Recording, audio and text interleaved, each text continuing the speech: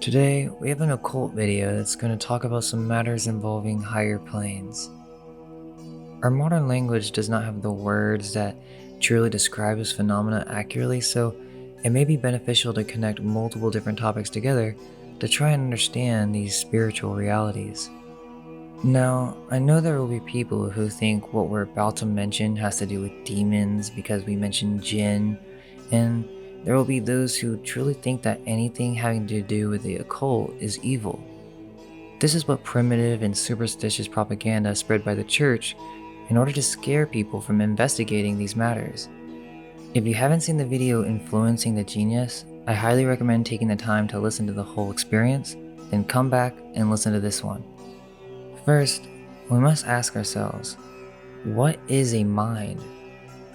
Well, according to mainstream definitions, the mind is the set of faculties including cognitive aspects such as consciousness, imagination, perception, thinking, intelligence, judgment, language, and memory, as well as non-cognitive aspects such as emotion and instinct.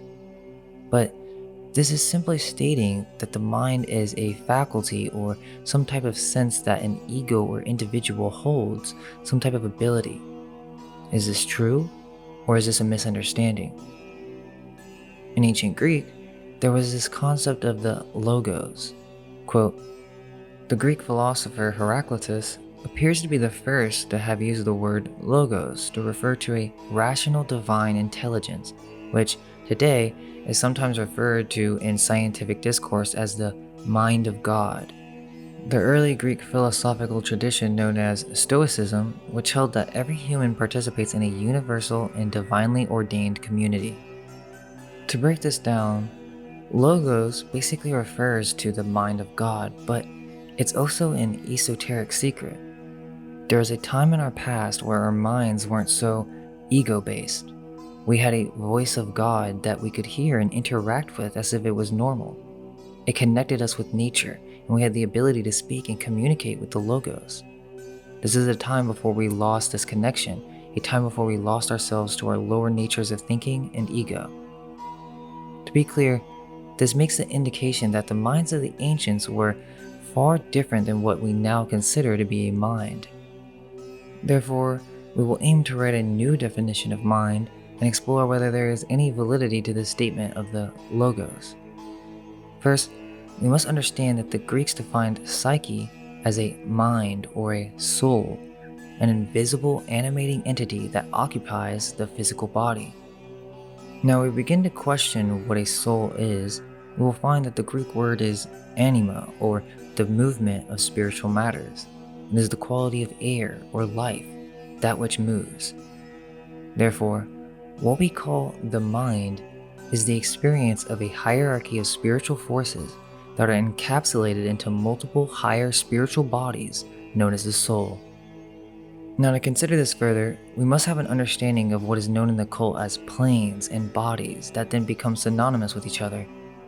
This is the cosmology known as a hierarchy of spiritual planes, the top being the Godhead or pure consciousness, and this primary force trickles down into these lower planes in a way which the higher realms are creating the lower realms as they pass down through the causal mental planes, higher and lower astral, and etheric realms, finally passing down to the experience that we call the physical plane.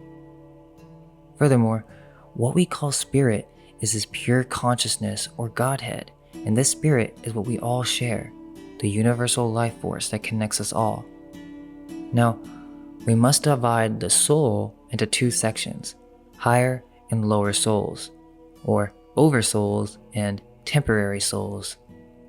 Oversouls are the bodies on the higher planes that exist through multiple lifetimes.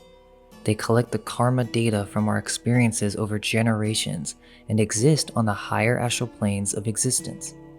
These can be developed through good deeds and training through skill over time. As you reincarnate, this part of yourself can be accessed for making your new reincarnation more natural since you are more familiar with these realms you're going down to.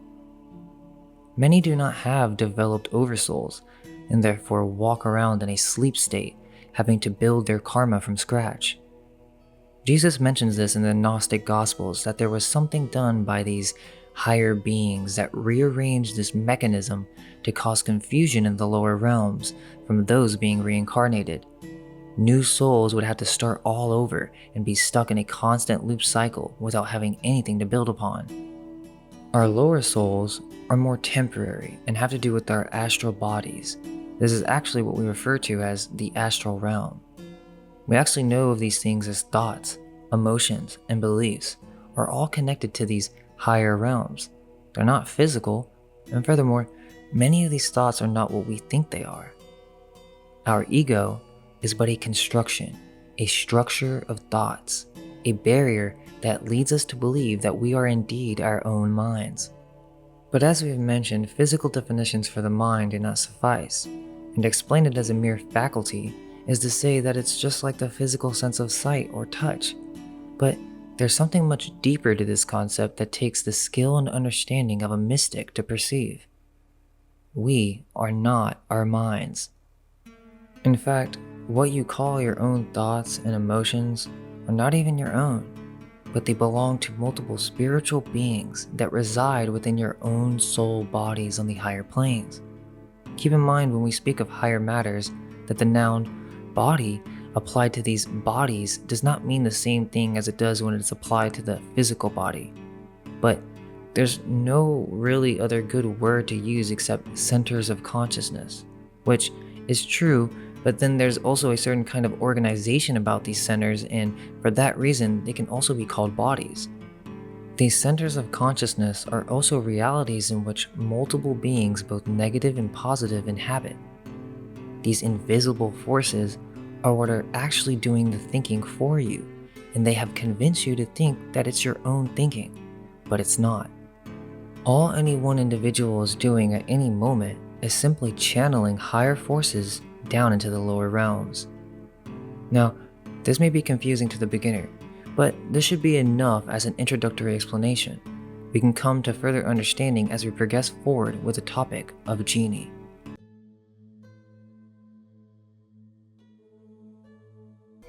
Now we're going to dissect a book from the 1700s called A Treatise of Spirits by John Beaumont. As mentioned in the introduction, many will immediately assume this has to do with witchcraft only, and the dealing of devils and demons, which, sure, you can be closed-minded and assume that that's all there is to this.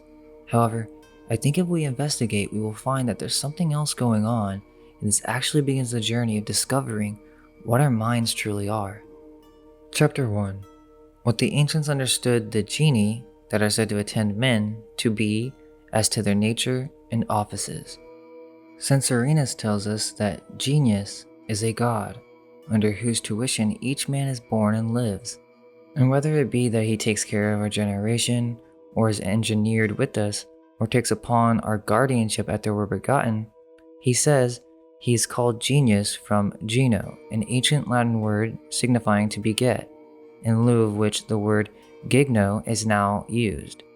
Genius is said to be the son of Jupiter and the earth, as being held to be the middle nature betwixt gods and men, or for that he somewhat partakes of body. Some have thought our genius to be the symmetry of the elements, which preserves humane bodies and all living creatures. Others, the secret power of the celestial bodies, by which we are impelled to do all things, and these were called geruli, from gero or ingero, that is, from supporting us or suggesting good or bad thoughts into our minds. Notice how he says that these things support us. They give us good or bad thoughts, meaning they can be guardian angels or demonic parasites.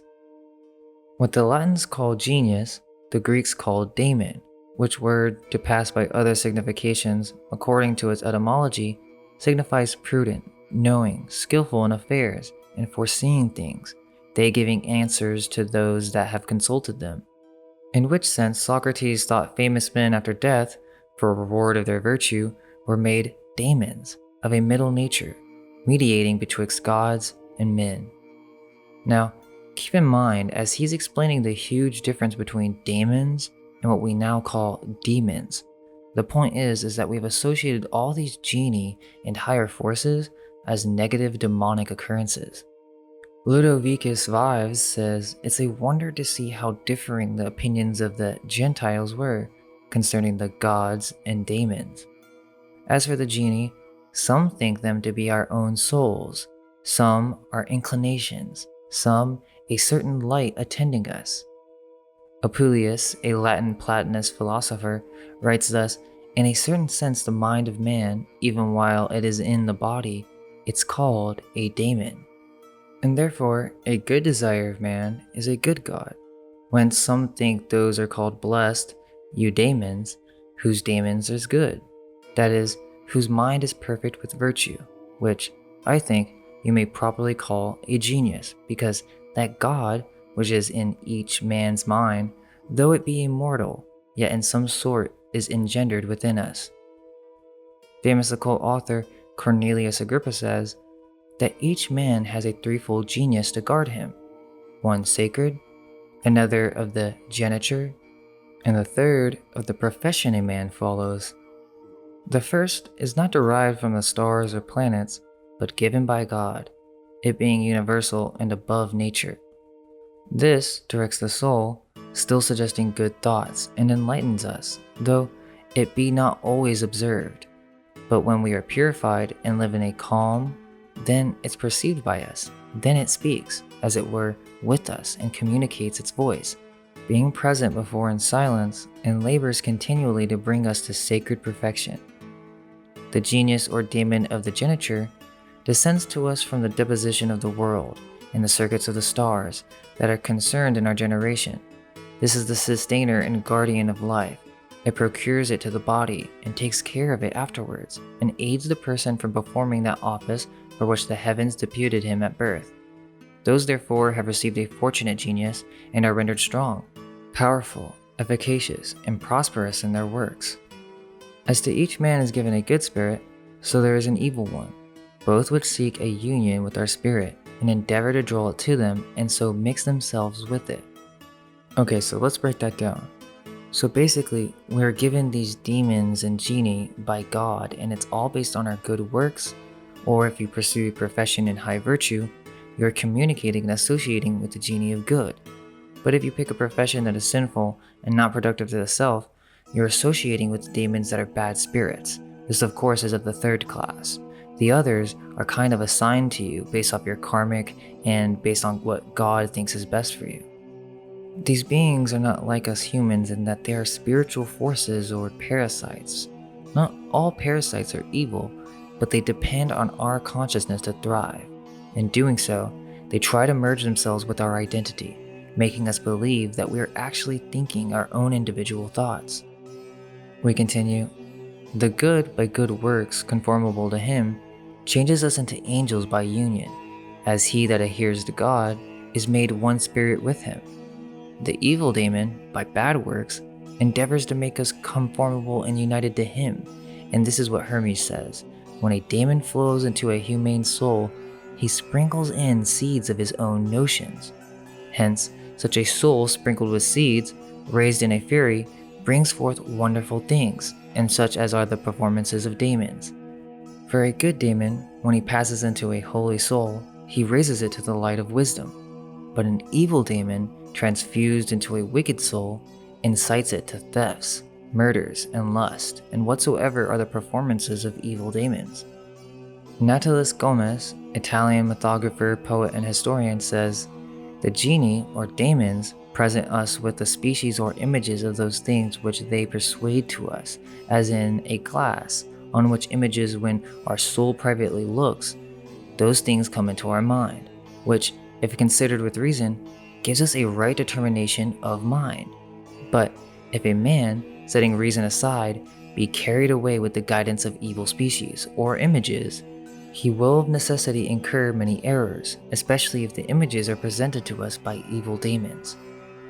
Erasmus, in his Adages, Dutch philosopher and Christian scholar, thinks Christian divines have ascribed to each person two angels, a good and a bad, though I think he says it with little reason. a communion with angels being so usual with the patriarchs from whom, in all probability, the Gentiles took their doctrine of the Genii.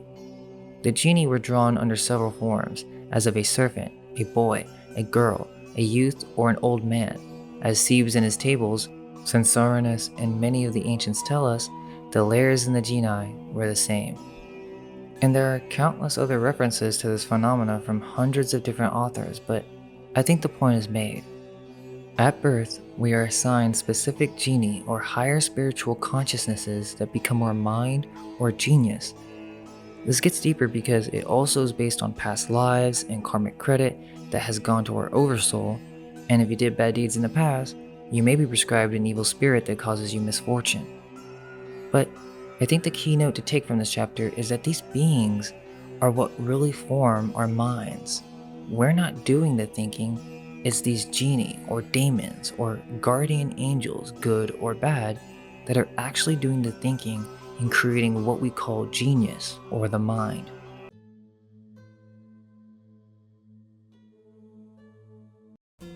Now, Jinn are just a later derivation of this thought stream of Genii, and focuses on the negative, more evil spirits, but the main definition is an intelligent spirit of lower rank than the angels, able to appear in human and animal forms and to possess humans. This is very popular in Arabian and Muslim mythology, but again, this is kind of the polarization of this actual phenomena similar to demons and devils, but these beings do exist, but we just need to understand that Jinn is a reference to Genii, who are necessary spiritual forces that are responsible for manifesting what we call mind. Yes, there are many demons, but if we break down what Jinn actually means, it can shed some light. Jinn is an Arabic collective noun deriving from the Semitic root jan, whose primary meaning is to hide or to adapt. Some authors interpret the word to mean literally beings that are concealed from the senses. In ancient texts, they're not always referenced as evil, even though this concept has developed through the ages to mean that they're inherently evil. But interestingly, these beings were used by Solomon to construct his famous temple. Noted by Surah al-Rahman in the Quran, they are invisible entities who roamed the earth before Adam, created by God out of fire and air. They are believed to resemble humans in that they eat and drink, have children and die, and are subject to judgment, being sent to either heaven or hell according to their deeds. There are also references saying the opposite, referring to any object that cannot be detected by human sensory organs, including angels, devils, and the interior of human beings. Accordingly, every devil and every angel is also a jinn, but not every jinn is an angel or a devil. We also have the famous story of Aladdin. Aladdin finds himself trapped in a cave. He's wearing a magic ring that a sorceress lent him when he rubs his hands in despair. He inadvertently rubs the ring and a Genii or genie appears and releases him from the cave, allowing him to return to his mother while in possession of the lamp. When his mother tries to clean the lamp so that they can sell it to buy food or for their supper, a second far more powerful genie appears who is bound to do the bidding of the person holding the lamp. This idea that these genii can perform tasks or wishes for the user or magician is a constant theme, most likely the reason why they've been associated with evil because of greedy individuals using these beings for their own selfish purposes. However, before moving on, we must note that the ancient magicians weren't only summoning genii or jinns of evil for material desires, but they would communicate with nature spirits, like Solomon did, and be able to communicate with higher, more positive, invisible beings or genii that could influence positive, higher attributes such as wisdom.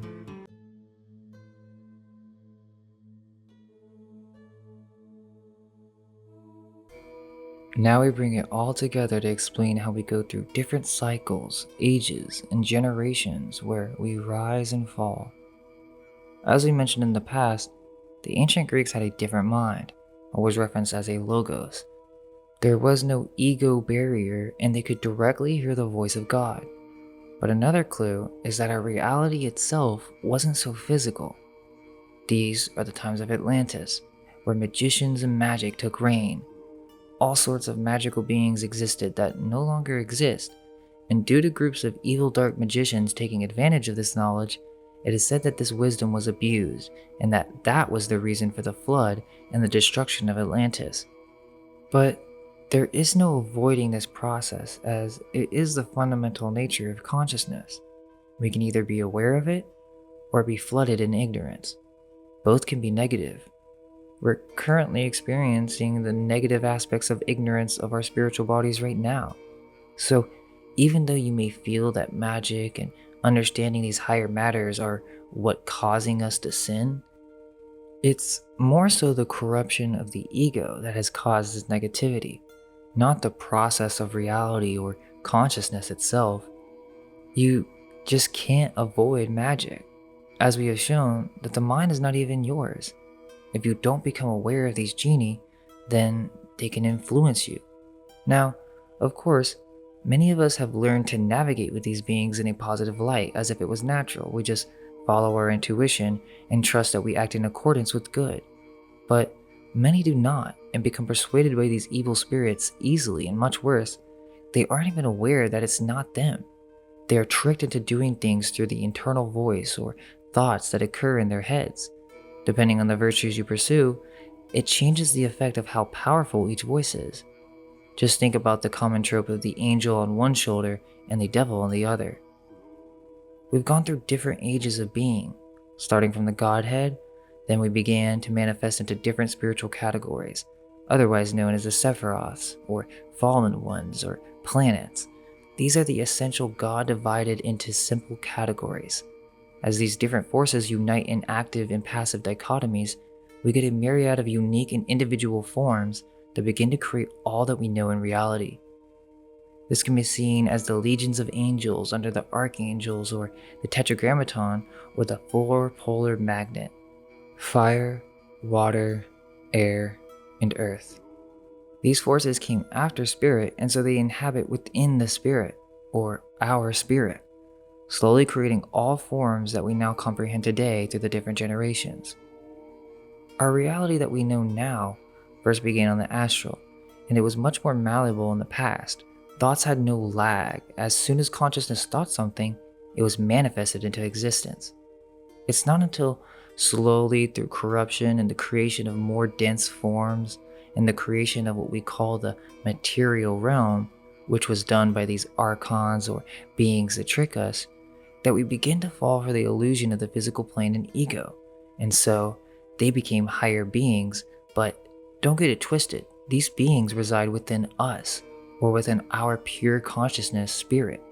Therefore, they can be controlled and influenced, hence the influence of the genius.